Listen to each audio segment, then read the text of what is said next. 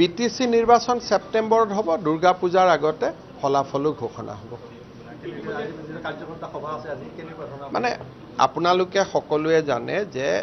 BTC ইলেকশনটো assembly আৰু পাৰ্লিয়ামেন্টৰ দৰে নহয়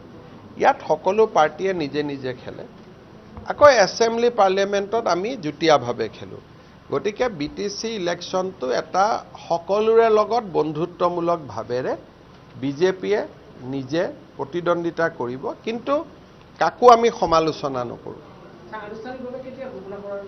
মই আজিয়ে কৈলো না যে আনুষ্ঠানিকভাৱে ঘোষণা যে দুৰ্গা পূজাৰ আগতে ৰিজাল্ট হৈ যাব আৰু যে নাই সেইটো আমাৰ সভাপতি মহোদয়ে 38 জন পৰ্যবেক্ষক দিছে তেওঁলোকে আমাক আহি প্ৰতিবেদন দিব যে এইকেইটা সিটত আপোনালোকে খেলক এইকেইটা সিটত নেখেলক আৰু সেই কামটোৰ কাৰণে আমাৰ হাতত সময় আছে কাৰণ যদি 29 ধৰি ললো 22 সেপ্টেম্বৰত ইলেকশন মই ঘোষণা কৰা নাই এটা আন্দাজত তেতিয়ালে ইলেকশন ঘোষণা হ'ব 22 আগষ্টত তেতিয়ালৈকে সভাপতিয়ে পৰ্যবেক্ষণ কৰিব যে আমি কিমানত দিব পাৰো যোৱাবাৰ আমি 26 তাত খেলিছিলো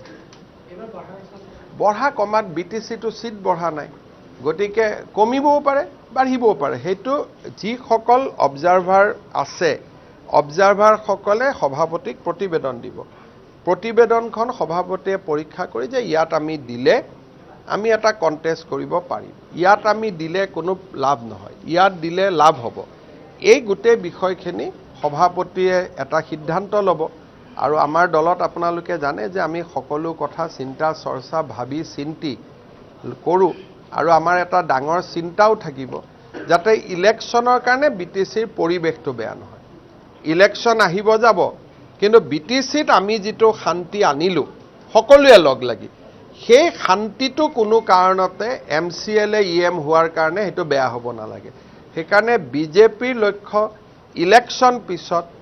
বিটিএডিত শান্তি আগত শান্তি থাকিলে ইলেকশন চলি থাকিব সেইকাৰণে আমাৰ প্ৰত্যেকটো কাম আমি মেচিউৰডলি কৰিম ভাবি চিন্তি কৰিম যাতে কোনো বুলে বিজেপি অমুকটো কৰিলে কাৰণে আজি বিটিএডিত আকৌ গণ্ডগোল হৈ গল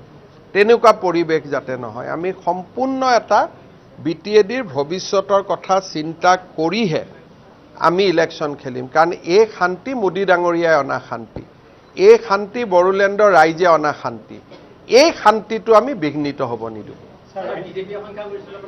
বিজেপি সংখ্যাগৰিষ্ঠতা পোৱা নোপোৱাৰ কথাটো নাহে সংখ্যাগৰিষ্ঠতা হ'ব লাগে বড়োলেণ্ডৰ যে ভালে কুশলে থাকক ৰাইজে সংখ্যাগৰিষ্ঠতা পাওক ৰাইজৰ কল্যাণ হওক আমাৰ ইয়াতে এনেকুৱা কোনো কথা নাই যে আমি আজিওতো আমি সংখ্যাগৰিষ্ঠতা আছো কিন্তু আমাৰ কাম হ'ব মেচিউৰ যে জোৰ পৰা বিটিসিত একো নহলেও বুলে মাটি দিব পাৰ নাই ধন দিব পাৰ নাই পইচা দিব পাৰ নাই এটলিষ্ট বিজেপিয়ে তো শান্তিটো দিছে সেই বস্তুটো যাতে নোহোৱা হৈ না যায় আৰু আপোনালোককো মই অনুৰোধ কৰিম আপোনালোকেও এনেকে গোটেই ইলেকশনটো পৰিচালনা কৰক যাতে যিকোনো মূল্যত শান্তিটো বেয়া নহয় কাৰণ মই নিজে ইয়াত দেখিছো যে মানুহে কি ধৰণে বড়ো আন্দোলনৰ সময়ত বা পিছৰ পৰ্যায়ত বাস কৰিছিল আজি বড়োলেণ্ডৰ মানুহ দেখিলে ভাল লাগে যে অন্তত আজি যোৱা 5 বছৰ এটাও গুলি চালনা হোৱা নাই সেই পৰিবেশটো আমি ধৰি ৰাখিব লাগিব